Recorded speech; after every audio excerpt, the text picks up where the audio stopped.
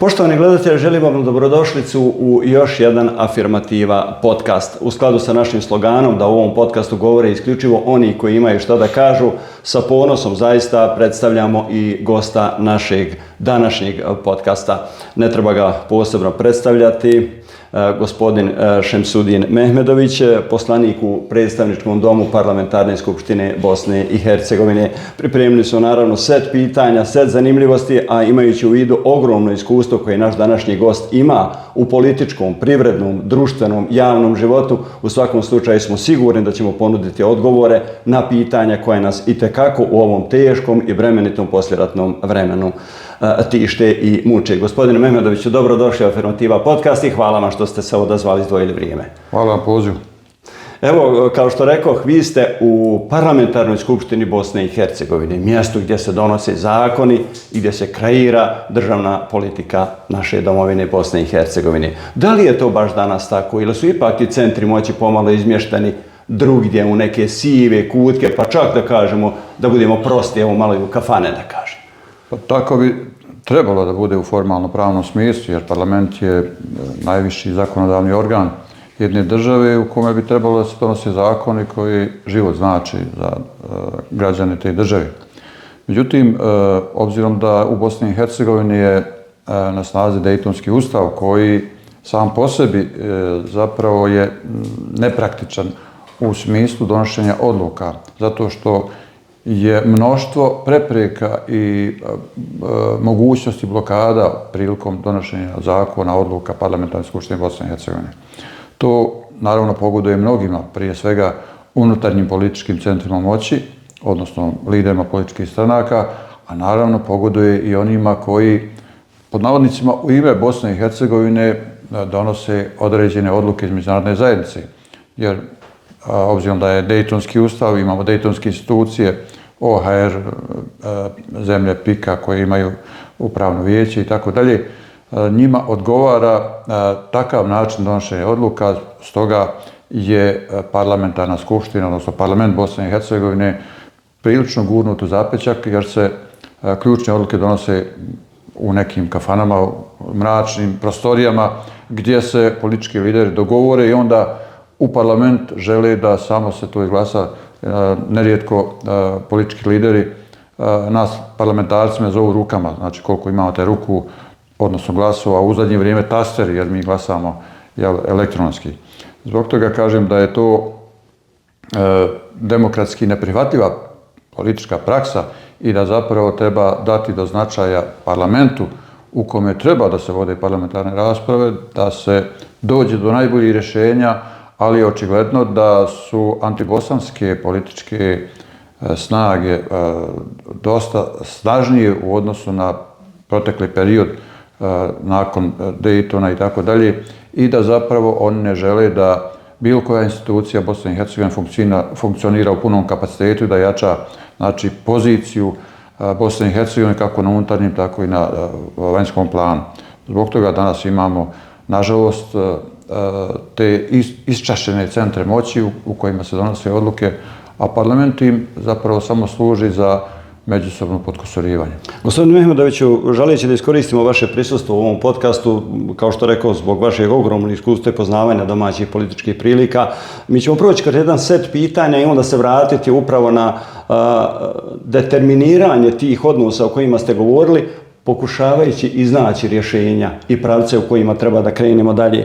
A jedno od njih je koji nas muče ovih dana uz set pitanja, kao što rekao, koje ćemo postaviti, je taj Svesrpski sabor u Beogradu održan ovih dana, usvojena je deklaracija, pa doslovno kaže o zaštiti nacionalnih interesa i političkih prava i zajedničkoj budućnosti srpskog naroda.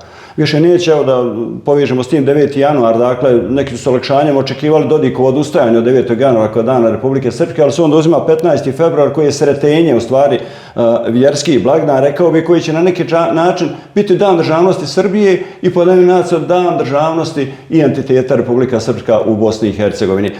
Da skratim pitanje, to nas podsjeća na neki način na onu krilaticu svi Srbi u jednoj državi. 90. godina to je dovelo do strahovitih tektonskih promjena na ovim prostorima.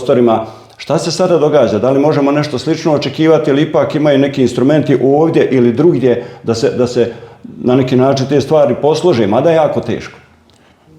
Nažalost, ta deklaracija Svesrpskog sabora je zapravo reinkarnacija politika 90. godina. Sjetimo se kada je Milošević imao tu političku ideju svi Srbi u jednoj državi, kada je na Gazimestanu dao otvorene poruke šta će se zapravo događati na prostorima Balkana i iza nas su upravo ti krvavi događaji na prostorima Balkana koje je najavio Milošević, kao što rekao, na Gazimestanu, na prostorima Kosova, a onda se nastavilo u Vukovaru, u Sloveniji, u Hrvatskoj, nažalost u Bosni i Hercegovini i ponovo se završilo na Kosovo. Prema tome, ova deklaracija Svesrpskog sabora je zapravo oživljavanje tih politika 90. godina koje imaju za cilj nekoliko stvari. Prvo, da se napravi jedna snažna homogenizacija srpskog političkog bića na prostorima Balkana. Drugo, da se učvrsti i ojača vlast Aleksandra Vučića u Srbiji. Treće, da se skrene pažnja sa iskopavanja litijuma u Republici Srbiji, što je prijeka potreba prije svega Evropske unije i njenih ključnih članica, Njemačke, Francuske i tako dalje.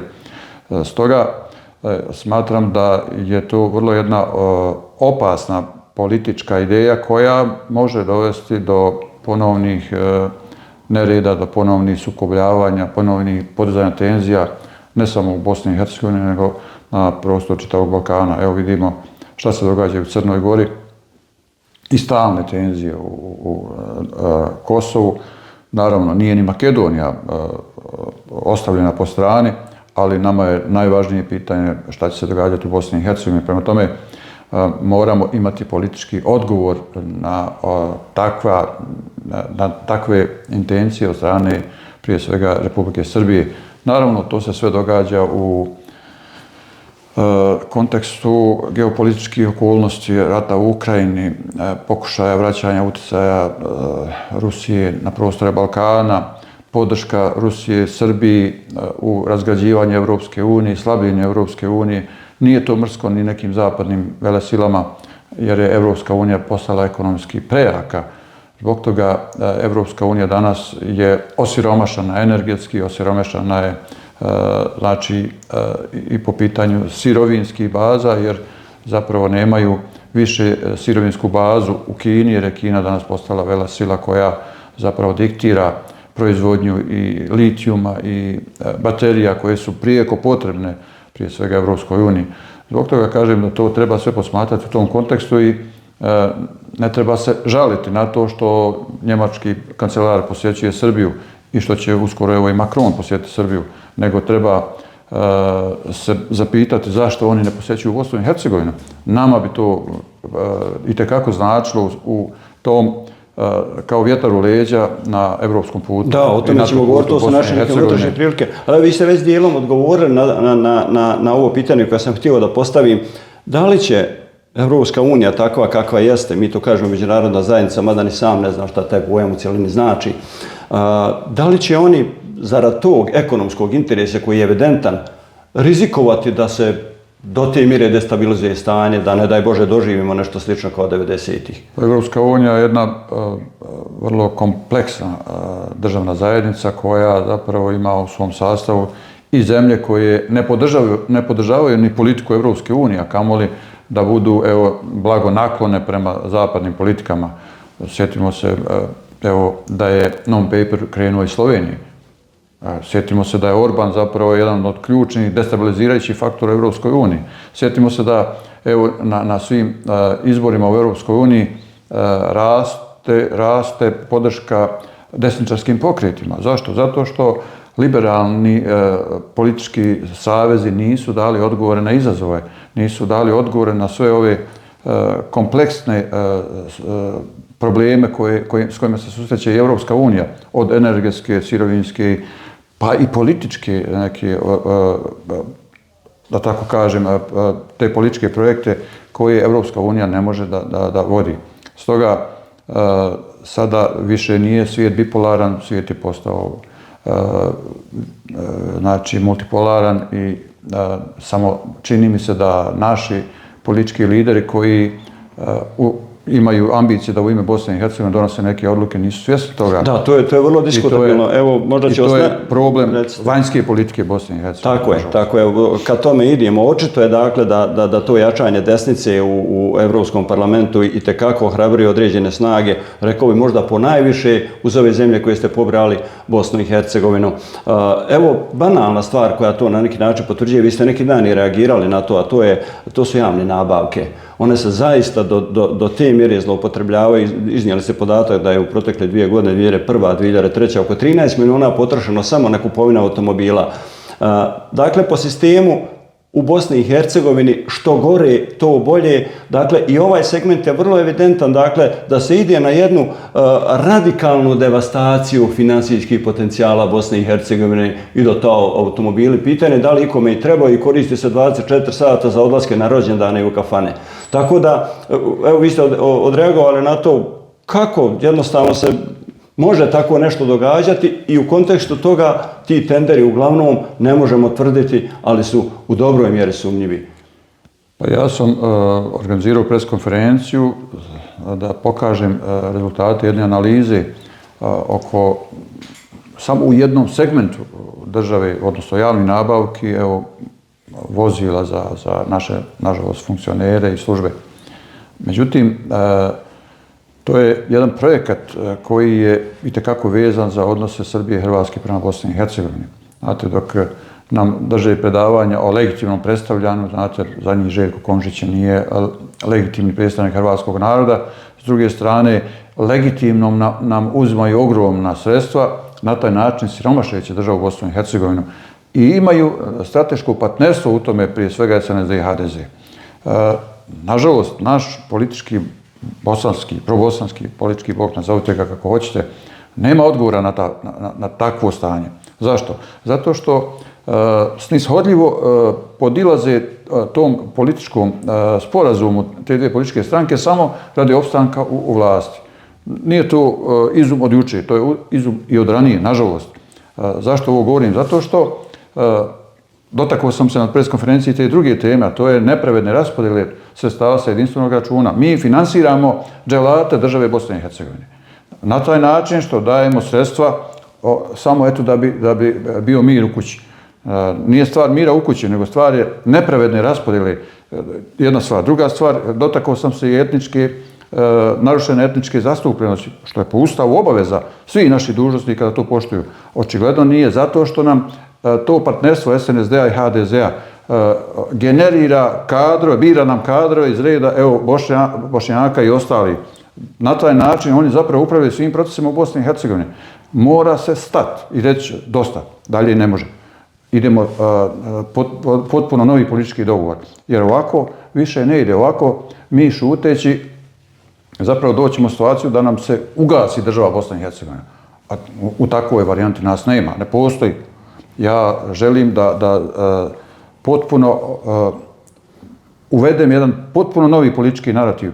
Nećemo finansirati dželate države Bosne i Hercegovine. Onaj ko radi protiv interesa države Bosne i Hercegovine, on ne može biti partner. A kako izgraditi instrument koji to? Mi to evidentno i mi to vidimo, evo konstatiramo i u ovom našem razgovoru. Koji su to instrumenti? To je kombinovani metod, znači unutarnjih političkih stremljenja i dejtonskih institucija. Jer ako nama visoki predstavnik ne radi svoj posao, onda nam ne treba. Idite kući, mi ćemo napraviti politički dogovor, kakav takav. Ili, ne znam, zemlja pika, sastavi se s vremena na vrijeme, oni daju osude, zabrinutost i tako dalje. Šta mi imamo od toga? Ništa. Imamo sve više i više tone nam država Bosna i Hercegovina. S druge strane, visoki dužnosnici Evropske unije pa i svijeta posjećuju Srbiju, na taj način je jačajući u njenim namjerama da sruši potpuno Bosnu i Hercegovinu. To je nedopustivo. Znači, ne možemo razgovarati s onima koji ruši državu Bosnu i Hercegovinu. Hoćete reći da patriotske snage, tad ne govorim samo o Bošnjacima, ja duboko vjerujem da u ovoj zemlji ima mnogo ljudi različitih nacionalnosti, tako je, da vole ovu zemlju i da su spremni da je grade onako kako treba. Hoćete reći da ti ljudi koji ovu zemlju vole moraju preuzeti inicijativu i odgovornost. Građani Bosne i Hercegovine moraju preuzeti inicijativu. Ne mogu podržavati one antibosanske političke projekte. Ne mogu podržavati jer HDZ ne predstavlja sve Hrvate, niti SNSD sve Srbe. U Bosni i Hercegovini ima kritična masa onih koji vole ovu državu, koji žele jednu normalno organiziranu državu koja će im garantovati budućnost, kakvu takvu. Društvo ravnopravno Tako za sve. je, ali generira se, evo, od nepravedne raspodjele sredstava, nepravedne etničke zastupljenosti, nepravednih javnih nabavki i nepravednih konkursa za zapošljavanje, sve sam ja to naveo, to zapravo generira osjećaj nesigurnosti, osjećaj bezvlašća, osjećaj propadanja države Bosne i Hercegovine. To i je cilj neprijateljima Bosne i Hercegovine. Znači da urušavaju iznutra državu Bosnu i Hercegovinu za račun naših susjeda. To je nedopustivo. Sa takvima ne treba biti u parlamentarnoj većini. Evo prije nego što želio sam naravno upravo o toj temi da porazgovaramo ranije, možda su malo kasnije, možda su malo ranije ušli u nju, vjerovatno iz razloga što nas sve muči i što nam je veoma bitna. Evo plan rasta za Zapadni Balkan. Da li je to s jedne strane ne tvrde rušenje reformskog puta Bosne i Hercegovine prema Evropskoj uniji, ili je konačno postavljene neke crvene linije preko koje se ne može nići, imajući u vidu da je milijarda, dakle, u konačnici za Bosnu i Hercegovinu, a neki tvrde da je od toga 700 miliona za Republiku Srpsku i kantone sa hrvatskom većinom. Kako vi gledate te odnose? Zapravo taj proces te evropske agende koji je u formalno pravom smislu mogao biti usvojen na Vijeću ministara i da se javnost time ne zabavlja. Međutim, posegnuto je za mehanizmom koordinacije koji je politički izum nekih dužnosnika koji danas možda i nisu u vlasti, koji su u opoziciji i koji zapravo ostavljaju mogućnost da se blokira taj proces donošenja odluka koje znači približavanje Bosne i Hercegovine Europskoj uniji. Kulminacija je bila ova zadnja agenda, evropska agenda u kojoj je bilo nabrojano mnoštvo tih projekata i naravno da su po tom mehanizmu koordinacije kantonalni premijeri, eto igrom slučaja su sve četvorica iz jedne političke stranke blokirali taj proces, nezadovoljni kako je ta agenda napisana. S razlogom su on to blokirali. Ali istina je negdje između. Nije to znači da su samo financijski projekti u RS-u, odnosno u kantonima sa hrvatskom većinom. Postavlja se pitanje, pa šta ste vi, gospodo premijeru, radili da imamo projekte koji su, evo, u ta 4 kantona. Značajnije su dijelovi u ubiranju. A ne, mi stalno govorimo nešto što nećemo. A šta hoćemo? Da napišite koje mi to projekte hoćemo. Šta to zapravo znači za Bosnu i Hercegovinu? Prema tome, kao što rekao, sredina je između. Međutim, iskorištena je ta evropska agenda za novo političko sučeljavanje i to vrlo radikalno, vrlo neprincipijelno, vrlo loše, sa vrlo lošim porukama, što zapravo dovodi do političke nestabilnosti. Bez političke stabilnosti mi ne možemo govoriti o bilo kakvoj političkoj saradnji bosanskog bloka. I to je ono što urušava ovu treću stranu u Bosni i Hercegovini, ako je tako mogu nazvati. Jer ako stalno govorite, pišete, napadate jedni drugi, naravno da tu nema saradnje. I ja sam zato zagovornik političke stabilnosti u kojoj ćemo definisati političke ciljeve, šta mi to hoćemo i da onda vidimo ako ima primjedbi na takve političke ciljeve, dajte i vidimo, možda neko ima bolje ideje, da i realiziramo zajednički, da podržimo, da budemo jednim drugima vjetar u leđa. Očigledno je da nema prije svega političke mudrosti kod naših lidera da zapravo taj svoj ego malo spuste i da kažu preča mi je država od političke stranke, preča mi je država od liderstva, preča mi je država, ne znam, od nekih sitnih političkih poena u dnevnoj politici. Zbog toga kažem da zapravo mora se promijeniti politički narativ, odnos između političkih lidera mora biti potpuno drugačiji.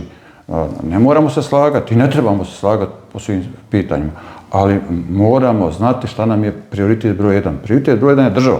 Evo u tom kontekstu, gospodine Mehmedović, želim da vas pitam, dugo ste u politici, da se ne ponavljam.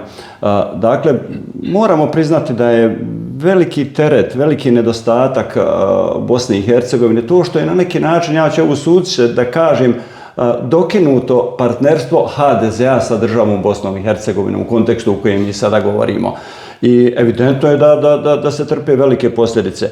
Na mnoštvu odluka i u Skupštini i u posebno vijeću ministara evidentno je da HDZ glasa onako kako glasa SNSD. Dakle, da je to napravljena jedna agenda koja nema nikakvu strategiju osim strategije da slabi i ruši državu Bosnu i Hercegovinu. Nama je žao, evo meni je žao kao čovjeku što je HDZ u toj ulozi. Volio bi da ga imam za partnera, recimo.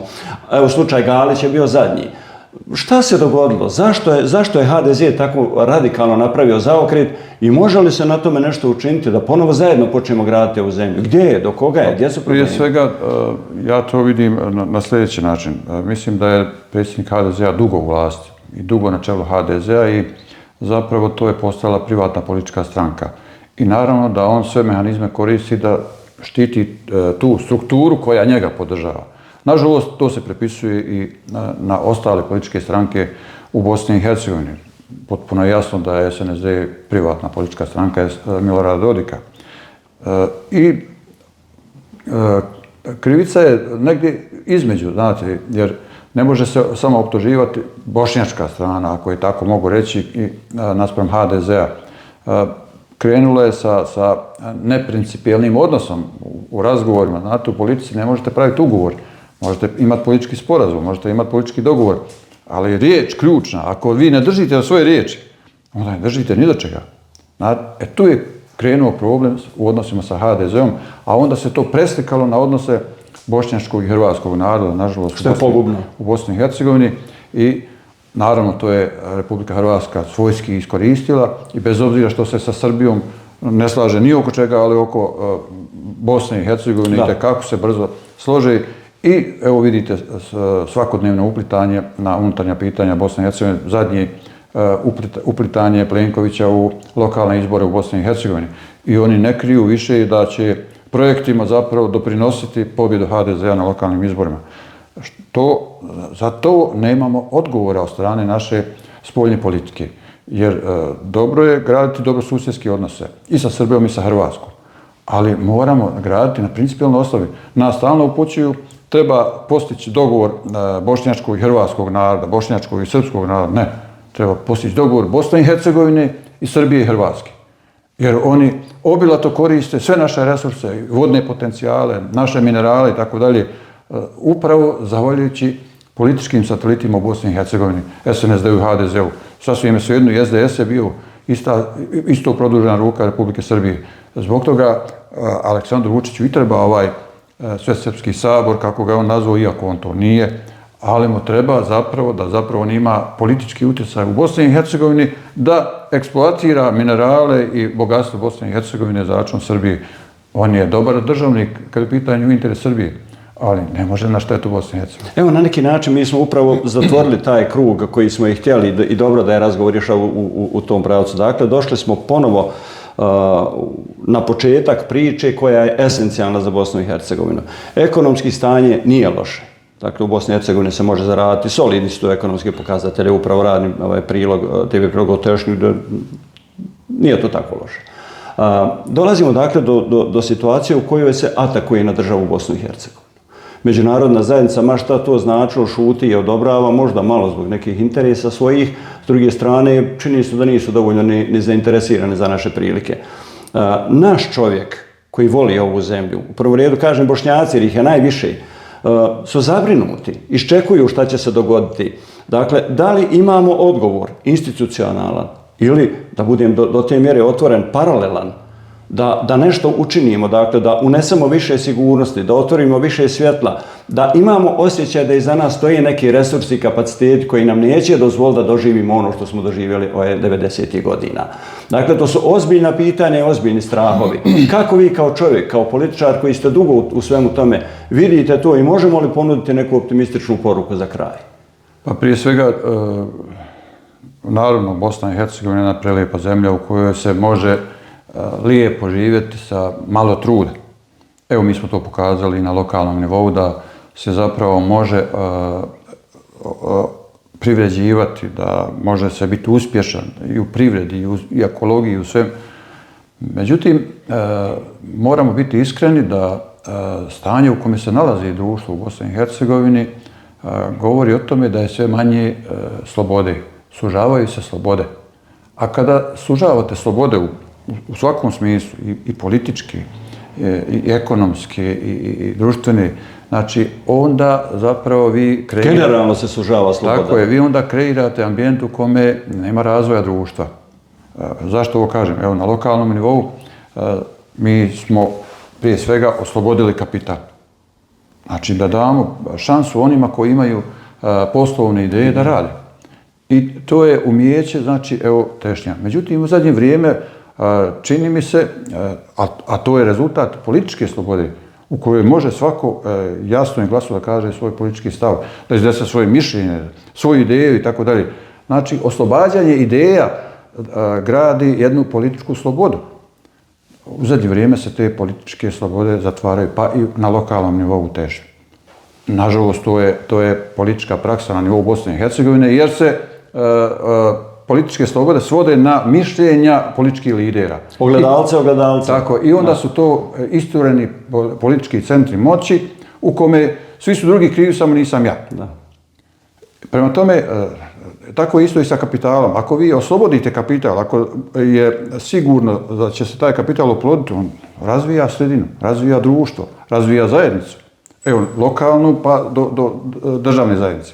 Međutim, očigledno je da trendovi koji su trenutno aktualni, spoljno-trgovinska razmjena, vanjska ulaganja u Bosni i Hercegovini nisu baš ohrabrujući. Nisu ohrabrujući upravo zahvaljujući sužavanju političkih i svih drugih sloboda.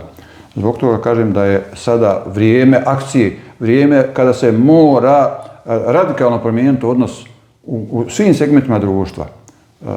Odnos i prema iseljeništvu i dijaspori. Znači, mi smo njih koristili kao bankomate. Dođite, ostavite pare, obavite to što trebate, ovo što je ovdje jeftinije. Tako je. Da nije dijaspore, naš spoljni trgovinski debalans bi bio katastrofa. 4 državna budžeta praktično oni unesu ovu zemlju svake godine. Da ne govorimo o moralnoj obnovi društva, to nam je prijeko potrebno. Povratnici. U pola zemlje nemamo bosanski jezik. I dolazimo do ovog puno toga, da. Zadnji, ključno, zapravo ono je broj 1, a to je osjećaj sigurnosti življenja. Ako nemate osjećaja sigurnosti življenja, nemate ništa. Tako je. Naši ljudi u mnogim krajevima Bosne i Hercegovine ne osjećaju se komotno. Zašto? Pa ne zna, zanoći ne zna hoće li mu neko napast na kuću, hoće li mu neko nanijeti štetu, zapaliti mu imanje, da ne govorimo o njihovim ljudskim pravima, pravo na jezik, pravo na obrazovanje, pravo na zdravstvenu zaštitu, pravo na posao, pravo, znači ono elementarno ljudsko pravo što ima svaki građanin na svijetu. U Bosni i Hercegovini sužavaju se ljudska prava i to je taj trend koji je nepovoljan. Zato nam treba jedna snažna akcija, politička akcija, politički iskorak. Nema ništa dok sve ne dogovorimo. Ko će to preuzeti odgovornost? Evo, vrijeme je pred nama. Sigurno će opredijeliti one koji su hrabri i smjeli, koji mogu preuzeti odgovornost za upravljanje političkim procesima u Bosni i Hercegovini. Sadašnji politički lideri su pokazali svoju slabost, pokazali su svoju tu neku manjkavost u smislu izostanka hrabrosti. Ljudi moji, ovo je naša zemlja, mi se za nju borimo, mi je volimo, čuvamo, njegujemo, gradimo. Ako mi to nećemo, ne znam ko će. Nemoj da se uzdamo u bilo kakvu međunarodnu zajednicu, sa istoka ili sa zapada. Mi moramo preuzeti odgovornost domaći, evo, političari. Ja sam u tom smislu i iz tih razloga i napravio jedan politički iskorak koji mene personalno mnogo košta u svakom smislu, ali to je minimalno što ja mogu učiniti za svoju zemlju. Naravno, evo, uz obećanje da ćete ponovo biti gost našeg podcasta, jer mnogo pitanja nismo postavljali, nismo progovorili o autoputu, nismo pogovorili o povratnicima, a kažem, pola zemlje nema jezik, unatoč presudama sudova u Republici Srpskoj i tako dalje, dakle, funkcioniranje pravne države, poštovanje odluka, tužilaštvu, ratnim zločinima, ostalo je mnogo tema uz, naravno, vaše obećanje i zahvalnost što ste odvojili vrijeme da budete gost našeg podcasta. Mi se svesrdno nadamo da ćete u narednom periodu ponovo biti naš gost, da ponovo razgovaramo uz vjeru, dakle, da smo našim gledateljima ponudili informacije, da smo ih malo ohrabrili, da smo im na neki način dali neku novu nadu, ili barem urnek model kako mogu sami doprinijeti svako od nas individualno da nam sutra bude bolje i da sa manje brige u ovoj zemlji živimo. Još jednom, hvala vam za učešće u podcastu. Hvala na pozivu, svakako ću se rado odazvati svakoj prilici za razgovor, ali ključna uloga je građana Bosne i Hercegovine. Godinama su nezadovoljni, a godinama uvijek podržavaju one koji razgrađuju državu Bosne i Hercegovine. Ne može, to je Znači, na njima je najveća odgovornost. Imaju priliku da ih kazne svake 4 godine. Tako je. Izvolite, kažnjavajte ih. Tako. Znači, pa i mene ovoga. Ako ja ne radim svoj posao, slobodno me sklonite sa političke scene. To je jedino oružje koje građani imaju, jedno sredstvo koje mogu utjecati. Poštovani gledatelji, bilo je ovo još jedno izdanje Afirmativa podcasta. Oprostite, gost nam je bio gospodin Šemsudin Mehmedović, poslanik u Parlamentarnoj skupštini Bosne i Hercegovine. Hvala vam za pažnju i do gledanja.